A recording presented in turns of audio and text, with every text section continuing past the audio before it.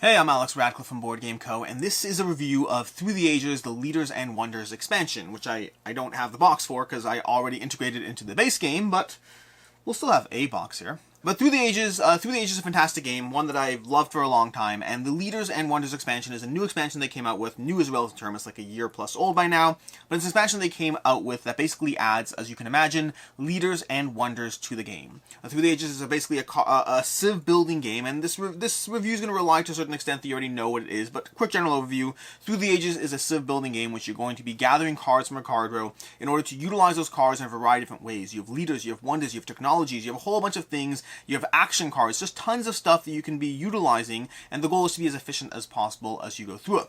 But then some of these cards what they're going to be are the Leaders and Wonders. Leaders and Wonders are a huge part of the game. Leaders are going to be these cards that define your power, the way you're different, the way you're better, that is going to be, you're going to have them for a variety of different ages in the game, each one guiding your civilization through a portion of time. And then you have the Wonders. Wonders are these cards you can start building, again, through all the ages of the game, and they're going to give you these benefits, either one-time and or ongoing benefits and abilities that will modify the way you can apply the game, or you can deal with the game that is different than any other player, but they also require the most work. You have to take the Wonder, you have to build the Wonder, you have to spend time, energy, and resources, and every Wonder you get makes all future Wonders more expensive to acquire. But Leaders and Wonders are a huge part of the game.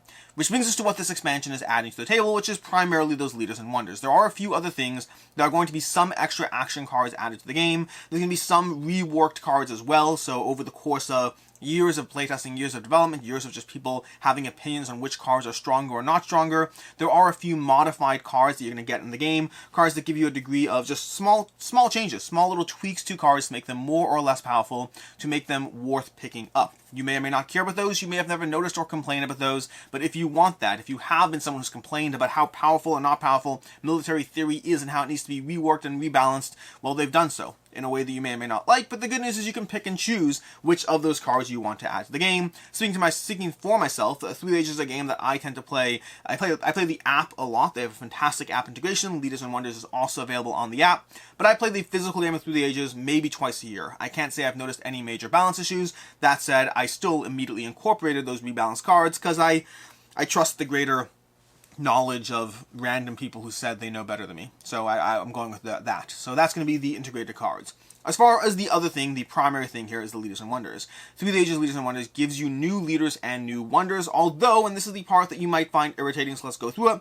In general, the way the game is balanced around a certain distribution of cards, and to that end, you shouldn't have more Leaders and Wonders in your game. You could do what you want, obviously. If you want to just throw them in, you could, but in general, it's recommended to keep the same number of Leaders and Wonders in your experience, in your game, as you had before, and to that end, the rule book has a bit of a guide of different opportunities or ways to integrate them, starting with the first way, which is the first time I dived into this game, I did that first way, which is you simply replace all the Leaders and Wonders from the base game with the new Leaders and Wonders. It's a great way to dive into the experience, to try those Leaders and Wonders out, and to see what new things or changes to the game. Strategies that you have may started to get locked into. Leaders that you chose that one over that one every time, or Wonders that this was clearly the best Wonder and the Great Wall was the best Wonder there, and then building this and building that were clearly the way to go. They're no longer clearly the way to go because they won't even be in that first game you play. From there, you have a few options on the table. You can customize your own set of whatever you want. You can mix and match and just take a certain number of cards out. Or the way I would recommend doing it is basically they give you this little set of cards, which are Wonders. Basically, they're placeholder cards. They're placeholder cards that go into the deck, that you shuffle them into each age, and they're blank. And what you do is, whenever you draw one of these cards, you go to your separate Wonder or Leader deck and you pull a random card from it. That enables you to avoid the thing that I hate the most whenever you have expansions for games that say, mix in these cards, and then when you want, mix in those cards, and mix in these cards, and constantly going through that cycle. This avoids that completely. You have your Leaders deck, you have your Wonder deck, and whenever you draw one of the placeholder cards, you take a random one. That ensures that your deck has the correct distribution, and it avoids all the setup and messiness of having to reshuffle every single one of the age decks every single game. And that's basically what you have here. A short version over here. Let's go through a few Leaders and Wonders, just a few random cards to go over some of them in case you are someone who's a fan of Through the Ages, which hopefully you are if you're watching this video. You'll have a good general feeling of a few new things and cool ways they add to the game.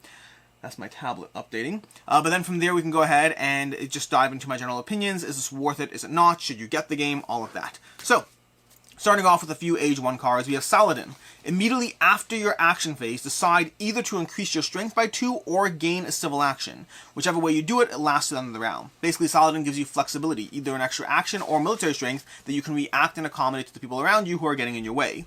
We have the Silk Road, a wonder. This is a fun one, by the way. The benefits of the first action card you play on your turn are increased by 1. This effect applies as soon as you build the first stage, which is important. Usually wonders only have their impact known once you're complete with them. But the Silk Road lets you benefit from stronger action cards the entire game. It will adjust. It's an Age 1 card, and it will adjust your strategy from the very beginning of the game, ensuring that you're basically walking into every single selection of cards being more motivated to grab an action card because the strength of it will be, well, better. We have Nostradamus. This is another fun one.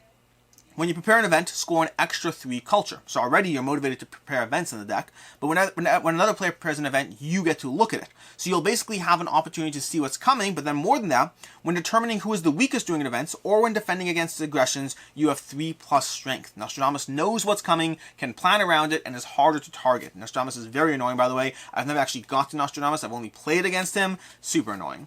But that also means he's super cool. Forbidden City. Up to 2 of your discontent workers are ignored. The Forbidden City gives you a way to completely ignore discontent workers, which can be hugely impactful in your strategy. It goes against the way I like to play my games. I want my people to be happy. That's more of an instinctive choice as opposed to a strategic choice. We have, let's go ahead to Antoni Gaudi. Hopefully I'm saying that correctly. Developing an urban building technology costs you 1 less science for each other type of urban building you have. Your best urban building of each type produces an extra culture. Basically, he rewards you for diversifying your urban buildings, giving you a high incentive to go to as many different urban buildings as possible so you can build them up and earn an extra culture as you go. Charles Darwin. Each of your temples gives you 1 happy face less, but each of your labs and libraries produce an extra culture. Taking a technology card costs you 1 civil action less, but not less than 1. So Charles Darwin gives you a lot of opportunities to get civil cards and focuses a bit more on other benefits as opposed to the cost of happiness. Smiley faces there. Let's go to some wonders over here. We have Statue of Liberty. Your government produces culture equal to its level. Okay, but it also gives you 3 of those yellow cubes over there. The population there is very helpful because, you know, immigrants, Statue of Liberty. We have the Lou. The Lou keeps its blue tokens when completed. So basically, you're going to keep the blue tokens you spend to build these on the card. It's going to stay on the card. As long as those tokens are there, it's going to produce an extra culture per blue token, which means if you're willing to lock up your blue tokens, the Lou can be producing 5 culture a turn, which is absolutely huge. Or at any point, you can go ahead and cash these in to gain 2 resources back. So it gives you flexibility and or culture, a fun little combination. Let's go through 2 of each from the final phase, from the Age 3. Nelson Mandela. If you have no discontent workers, taking this card costs you 3 civil actions more. Basically, you want to have discontent workers in order to take Nelson Mandela earlier. But from there, at the end of your turn, score one culture for each surplus happy face. So in a weird kind of pivotal way, he's most advantageous if you take him with unhappy workers and then make your culture as happy as possible. So it's the most efficient then, and they'll give you an extra white action as well as 2 culture a turn. The Manhattan Project. Immediately score culture equal to your science rating, and then you have 13 military strength. That is huge, absolutely huge. We have the International Red Cross. This is a fun one because everyone can contribute to it. Other players may also work on this wonder. Unlike you, they're limited to 1 stage per turn, so you can build as many stages as you want, as long as you can pay for it, and also you're paying in food, not in resources, but other players can contribute. The player who built, for each stage, the player who built it will immediately score 6 culture. When completed, you score a culture for every colony in play, not just yours, all colonies. And then finally, let's go with Ian Fleming. We have your best library and theater produces culture equal to the levels. At the beginning of your politics phase, you may look at 1 player's military cards. You cannot choose the same player on 2 consecutive turns. So not as interesting to me, but practically still beneficial. And that's an example of some of the leaders and wonders you can expect to see. Obviously, there's a whole bunch more. I just didn't want to spend this entire video reading through all the cards. So, short version. What do I think of this expansion? I mean, it's good. It's more stuff for Through the Ages. If you are someone who likes Through the Ages, I think this is just more content. The only reason that you might not like this expansion, in my opinion, is if you are more of a purist. If you like the fine strategy and tuning of Through the Ages that you have developed and played over the years, and you are someone that likes to dive into that same puzzle every single time, and you don't want new cards messing up your experience, well, in that case, you may still want these. I don't know if you will or won't. The developed balance cards, you may or may not care. But yeah, if you're one of those people, not meant as a bad thing, thing. Just if you're someone who prefers that pure Through the Ages experience, then these cards are going to very much pivot and change your strategies that you have grown comfortable with over the years. For myself, as someone who likes a ton of variability in my experiences, as someone who likes the new puzzle every single time, these cards are excellent. And more importantly, knowing that the distribution of cards that comes out, which after that first play where I just took all the new cards, after that I've been going with that aspect of having these cards define which cards come out, and so I never know what's coming. I don't know which leaders coming in age 1 and age 2 and age 3. I don't know which wonders are coming out, and so I can't plan around the fact that hopefully I'll be able to modulate my strategy with these. There's a degree of unknown, there's a degree of new stuff, there's more content, more strategies, more things to pursue in an already fantastic game, just giving me more decision space around that game. Is it worth it? I mean, the expansion is going to run you roughly $18, $19 online from your online local retailer, maybe $20, $25 in store, something like that. It's not an expensive expansion, but I think as far as is it worth it, it comes down to, first of all, how much you value $20, and also how much you're playing Through the Ages. If you're someone who's playing Through the Ages once a year, I mean, it might take you 2 years until you feel that you got your money's worth out of the new content expansion adds. Because if you're playing it once a year, it's basically paying $20 for that one play. You might be better suited going onto the app and spending $5 to get the app expansion if you're someone who's playing the game Through the Ages on the app far more than in person. And you'll still have that aspect of kind of variability, because when you play it on the app, you'll have the new leaders and wonders, and when you play it in person, you'll have the regular, old-fashioned Through the Ages. So as far as whether it's worth it or not for you, that's up to you. I am someone, like I said already, who generally dives into Through the Ages roughly twice a year. It's one of my favorite games of all time, but it tends to run 3 to 4 hours, and that's even with 3 players. 4 players I don't even want to talk about, and so it is one that is harder to table for me, but I love the game enough, and this adds more ways to dive into it, that I have both the app and the expansion, and it's easily worth it to me. But again, you can make that decision for yourself.